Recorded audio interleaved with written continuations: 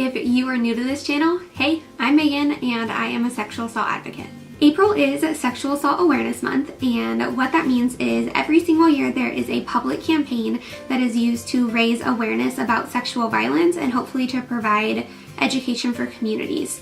Whenever I tell people that I am an advocate, I tend to get a lot of questions and a lot of similar questions. So I thought I might do a small video about that to raise some awareness about a job that's not as publicly talked about.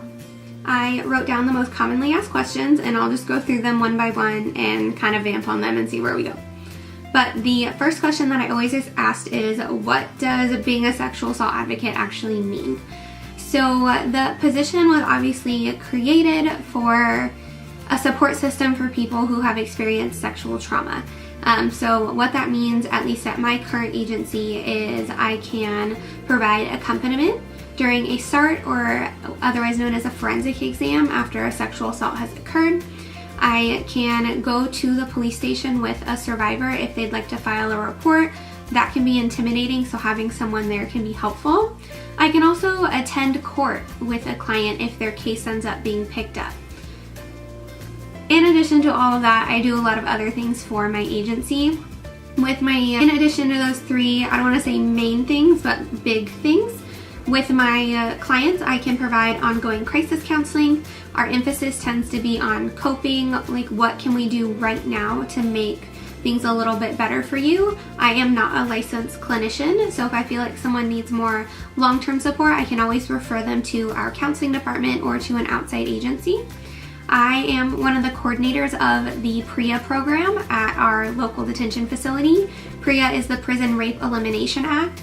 So we provide counseling to inmates who have survived sexual trauma, as well as other traumatic experiences, and then we also facilitate therapeutic art groups. And the goal with that is to hopefully provide a foundation and resources for inmates who are going to be re-entering our community, because a lot of times what they've experienced that's trauma-wise has shaped kind of the path they've gone down that maybe ended them in jail. So our goal is to help lower return rates to the facility. Also help with any events that my agency does.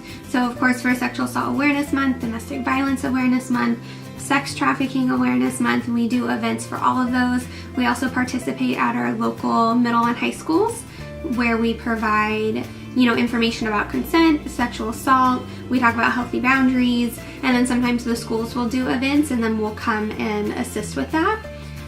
Those are kind of the main points of my job. I'm also the lead of our department, so I kind of oversee everyone else who's in there, but my team is great, so that really doesn't take a lot of effort on my end.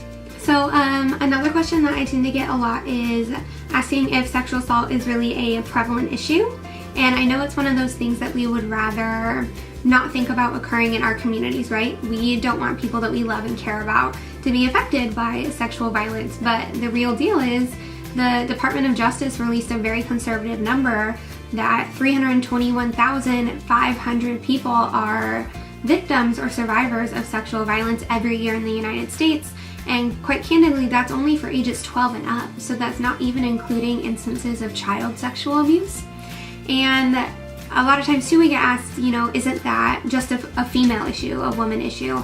And that's not the case at all. 1 in 10 sexual assault survivors are male. So this really is an issue that affects or could potentially affect everybody. So I think it's something that we maybe should be paying a little more attention to with like tangible things. I know there's a lot of movements and those are great about raising awareness, but kind of utilizing that momentum and moving it towards positive change. Another question that I get regularly is that if I'm bothered by stories or issues in the media related to sexual violence, and the answer is yes, of course. I would think most of us who work in this field are bothered when, sexual assault isn't taken seriously, when it's mocked, when it's very apparent that something has happened, yet the consequences for the perpetrator are menial, if anything at all. Brock Turner, as an example, literally was caught assaulting a unconscious woman behind a dumpster, and he still was only convicted with 6 months in the county jail, and he only served 3 of those months. So for someone who's assaulted, they have a lot of things that they deal with after the assault. whether that's feelings of guilt, shame, fear, isolation, you know, whatever that looks like for them. And then a lot of times those things develop into PTSD, anxiety, or depression, and those are things that are often lifelong journeys that people are, you know, that they have ups and downs with. Some days are better than others, and I always tell my clients, you know, there are going to be good days and there are going to be hard days, but the important thing is not to let the hard days win. But I get that it's discouraging when you see perpetrators, you know, having very little consequences for their actions, because it makes it feel like the crime isn't being taken as seriously as other crimes where consequences are more strictly enforced or more severe. I often get asked, why do you do your job? Isn't it hard? It sounds difficult. Yes, it is difficult some days it's not. And I do this job because I'm aware that the justice system fails people over and over and over again. And I hope to one day move into a role where I'm affecting larger change than, you know, working with individuals. But I love doing the direct service work right now, so I'm very happy to be doing it. And obviously, I do believe that healing is 100% possible, but people need adequate support systems and, you know, healthy skills in order to move past something like that. And a lot of people don't have that, whether it's through their family or their friends. And I think sometimes people unintentionally victim blame. I can't think that people, I know some of them do, but I can't believe that every single person, you know, believes that a victim of sexual violence is at fault. But, you know, I've had clients ask, you know, the good old, like, what were you wearing? Most of us know not to ask that anymore because clothing doesn't matter. You know, people can be covered neck to toe and still get assaulted. And honestly, even if someone was wearing a shirt that said sexually assault me, that doesn't give someone the right to sexually assault them just because their shirt says something. So clothing plays no role, and it's never the victim's fault, but especially due to their clothing. I've also had people, you know, clients of mine, be asked, you know, well, why were you wearing a headphone when you were running? They weren't even wearing both headphones, just one of them. And it's like, okay, well, I'm also an adult who wants to be out in the fresh air, you know, why should I have to run inside? I've had clients ask, you know, why did you walk somewhere to your car at night? Again, I'm an adult who doesn't have a chaperone, and sometimes I have to do things after the sun has gone down, but that doesn't make it their fault. I've also had clients be told that they should be grateful that their experience isn't as bad as someone else's, and that's so hurtful. That's not empathetic, it's not kind. That's actually one of my least favorite things that I hear my clients experience, you know, after the assault has occurred, just because it's telling someone to be grateful after they've gone through something horrific, and it's just don't do that. The last question that I'm going to answer is, what do you tell your clients when you're working with them? So obviously I can't disclose any particular details about any of my previous or current clients' experiences or cases, whatever. But of course, I am always on their side. I tell them that I believe them. I tell them that they are worthy of healing, that what happened to them wasn't fair. I also tell them that there are people who are thinking about them and praying about them, and that their life matters. I also tell them about other resources that are accessible to them. Our particular agency has a 24-hour crisis line that they can call at any time. Most rape crisis centers have that same support option. I also let them know about the National Sexual Assault Hotline, which I will link down below. That is RAINN. They are the largest anti-sexual violence organization that's out there. They have a 24-hour hotline, which is excellent. They also have a 24-hour online chat. So if you don't feel safe or comfortable talking on the phone, you can utilize that option. And they have a map where you plug in your zip code and it'll connect you to your local service provider. So that goes for even current clients, or sometimes I'll have people anonymously call on our crisis line, and I'll refer them to that to let them know that there are things in their area. And then of course we go over, you know, the difference between avoiding and distracting and actual healthy coping and healthy self-care. A lot of times we'll talk about, you know, ACEs, adverse childhood experiences. We will talk about the cycle of violence or the power and control wheel, things that both are rooted in domestic violence.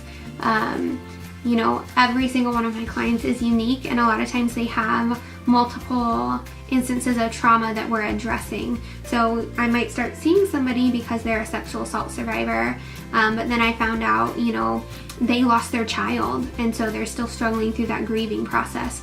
Or I've had clients who have had postpartum, and that's something that has to be addressed too. You have to address the person as a whole, not just this one tiny sliver of them. So my job is sometimes a balancing act, and sometimes I will anticipate how a conversation will go, and then all of a sudden it's going a completely different direction, and I have to be ready to roll with it. And I am. That's, you know, what I've been trained for, but it doesn't always make it easy, especially, you know, when you're hearing things about sexual assault or, you know, sex trafficking.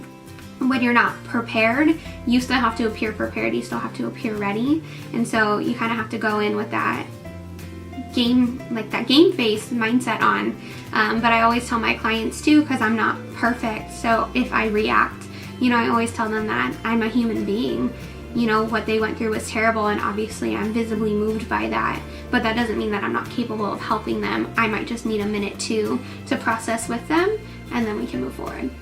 So that is all I have for this video. I obviously am very passionate about this work. I've been doing it for almost 3 years, you know, and I think of all the horrible things that I have heard or that I've witnessed, and I'm still incredibly awed by all the good that's in the world. My clients are inspiring and they're resilient, and my coworkers have such an innate goodness, and I admire them for that, because my instinct is not always to be nice to people, especially when I'm advocating on behalf of someone and the person that I'm interacting with is being callous or cruel or jaded. So obviously I try to emulate my coworkers just because they're so, like, at heart, they're just pure and good and perfect little baby angels. But you know, obviously I find value in this. I sacrifice holidays with my family. I don't always get a good night's sleep because the crisis line is 24/7. I sometimes skip meals because a SART exam, you know, a client showed up for a SART exam and I'm now running to the hospital. So obviously there is value in what I do, and people will ask, you know, well, if it's hard, why do you do it? Because that's what you do when you're responsible for people other than yourself. You do what you have to do, and I always make sure to exercise really good self-care and coping so that I can continue to do what I do. So I hope that this was interesting, or some of maybe your questions were answered. If you have any more questions, please feel free to leave them in the comment box, or if you've had any experiences, you know, in this field or even potentially as a survivor. If you liked this video, please give it a thumbs up. And as always, please feel free to subscribe. I will see you in my next video.